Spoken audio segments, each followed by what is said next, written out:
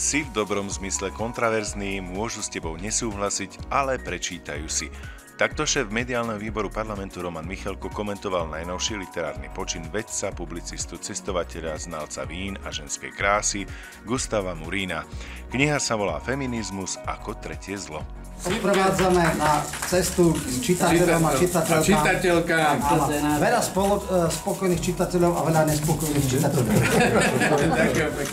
Prišiel som preto, lebo Gusto Murín je etablovaný, úspešný, vyhľadávaný autor, ktorý píše o kontroverzných témach a ja mám vždycky akože guráž a som rád, že takíto autori sú. Už teda nie som vydavateľ, ale samozrejme svojich kolegov podporujem a som veľmi rád, že do môjho bývalého vydavateľstva zavítal takýto autor a že vydal nový opus. Všade ma bolí a láme, blíži sa k životnej dráme. Doktor vydal také rezumé, pripisuje to tiež reume, že predpíše mi liek súrny, čo vydrží mi až do urny. Ja zažil som všetkých, čo zhasli, aj dinosaury, keď sa pásli. Veď telo sa ti narodilo, keď mŕtve more ešte žilo. Krst tejto útlej knižôčky spojil Gusto so oslavou svojej 65-ky a ako to už býva, zagratulovať mu prišlo množstvo osobností kultúrneho a spoločenského života. Živio, živio, živio, živio, mnoga leta, mnoga leta, mnoga leta, živio, mnoga leta, mnoga leta, mnoga leta, živio, živio. Gusto ďalšie dieťa knižka, však to je jak Casanova, ja hovorím, že to je taký Don Juan, že toľko proste, nie že by bol prelietavý, ale že je taký plodný. Ja vlastne keď uvedomím, že dnes má 65 a ja som len o 2 roky mladší od neho, tak my sa už poznáme, to už skoro polstoročia. Ja som Gustov starší brat, takže jeho poznám do detailov, on pozná mňa. Medzi nami sú veci známe a vypovedané aj nevypovedané.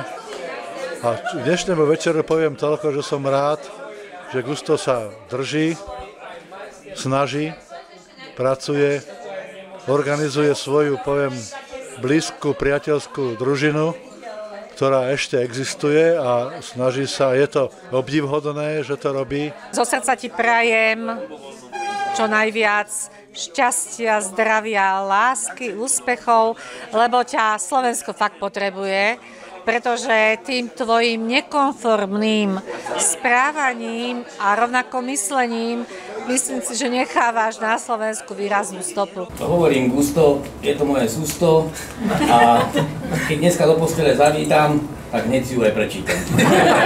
Gustav vlastne krstí v poradí, ak to je pravda, neviem, 72.